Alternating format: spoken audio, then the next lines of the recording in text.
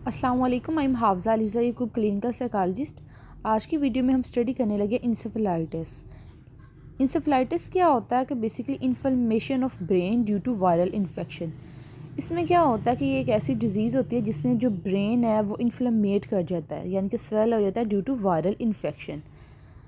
Inflammation of brain tissue ये किस वजह से होता है? इसकी जो पीछे काजेज़ होती हैं वो या तो क्या होता है कि बाहर से जो कोई वायरल इन्फेक्शन है वो इफ़ेक्ट कर जाता है, या क्या होता है कि इम्यून सिस्टम जो है वो ब्रेन के ऊपर अटैक कर देता है। ब्रेन के हेल्दी सेल्स, हेल्दी टिश्यू के ऊपर जो है वो इम्यून सिस्टम फॉल्टी होता है और वो ब्रेन के हेल्दी सेल्स के ऊपर अटैक कर देता है।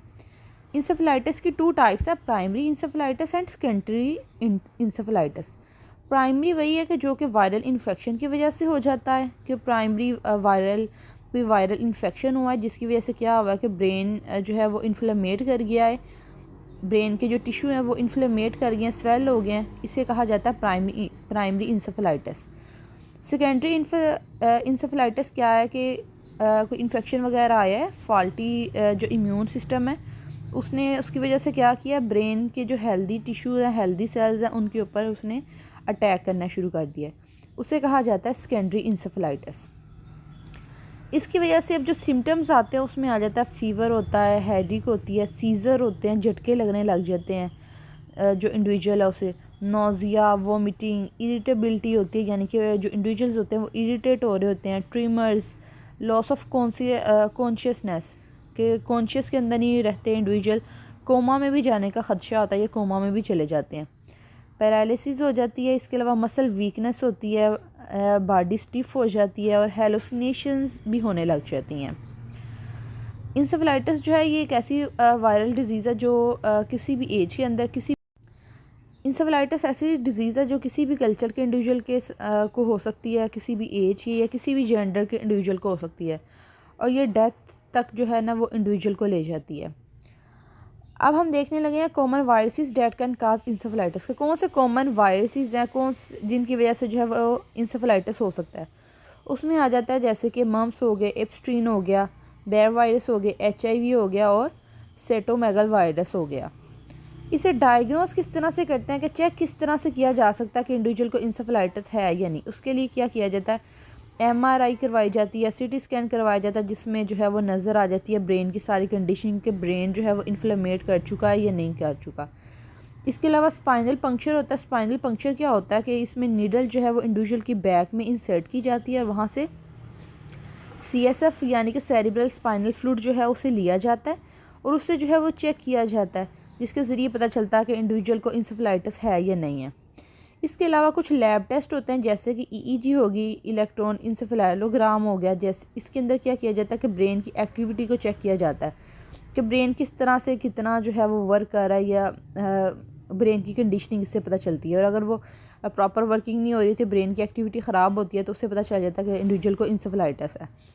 इसके अलावा क्या किया जाता है कि ब्रेन की बायोप्सी की जाती है। ब्रेन की बायोप्सी किस तरह होती है कि ब्रेन का एक टिश्यू ले लिया जाता है और उसको जो है वो इस तरह से उसकी बायोप्सी की जाती है और चेक किया जाता है।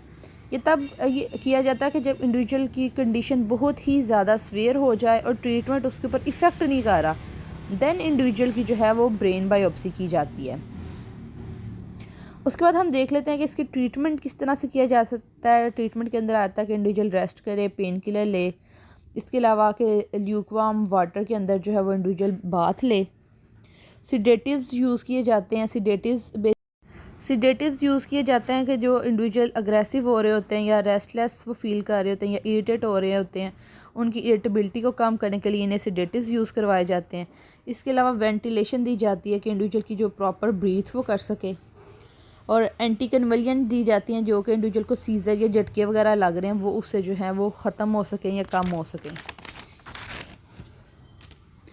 उसके अलावा क्या होता है कि सपोर्टिव केयर इंडिविजुअल को प्रोवाइड की जाती है, जिस तरह के अंदर आ गया इंट्रावेनस फ्लूइड वगैरह भेजे जाते हैं ताकि इंडिविजुअल को जो है वो प्रॉपर उसकी वो हाइड्रेशन हो सके, to ensure proper hydration and level of essential minerals, के मिनरल्स की जो लेवल है वो भी उसका पूरा रहे और प्रॉपर इंडिविजुअल जो है वो हाइड्रेट रहे। इसके अलावा जो है वो ब्रीथिंग असिस्टेंस यानी कि वो ब्रीथिंग वेंटिलेशन प्रोवाइड की जाता है ताकि जो सांस का इस तरह इशू आ रहा है वो ना हो। इसके अलावा एंटीवायरल ड्रग्स जो हैं वो यूज़ करवाई जाती हैं जो कि डिफरेंट वायरसेस के ट्रीटमेंट के लिए होती हैं, लेकिन इसका जो साइड इफ़ेक्ट होता है ये होता है कि ये किडनी को डैमेज करती है, किडनी के ऊपर इफ़ेक्ट करती है। इसके अलावा कुछ जो है वो फॉलोअप थेरेपीज करवाई जाती हैं, जैसे कि फ़िज़िकल थेरेपी होगा कि जिसके अंदर उनकी स्ट्रेंथ के ऊपर, मोबिलिटी के ऊपर वर्क किया जाता है। ऑक्यूपेशनल थेरेपी के जो डेली लाइफ रूटीन की जो वर्किंग है, उनकी जो फंक्शनिंग है वो प्रॉपर करते रहें। स्पीच थेरेपी की अगर बोलने के अंदर उनकी कोई जॉ मसल्स वगैरह के अंदर इशू आ रहा तो वो इशू सॉल्व किया जाता है। और साइकोथेरेपी कि जो उन्हें एनजाइटी या डिप्रेशन हो रहा है उनकी उस कंडीशन की वजह से, उसे किस तरह से वो ट्रीट कर सकते हैं, अपनी एनजाइटी से कोप अप कैसे कर सकते हैं, और जो उनकी पर्सनैलिटी के अंदर चेंजिंग्स आ रही हैं कि जो इरिटेट हो रहे हैं, अग्रेसिव हो रहे हैं, रेस्टलेस हो रहे हैं, तो उनको वो किस तरह से कोप अप कर सकते हैं। ये कुछ जो है ये फॉलोअप थेरेपीज़ होती हैं।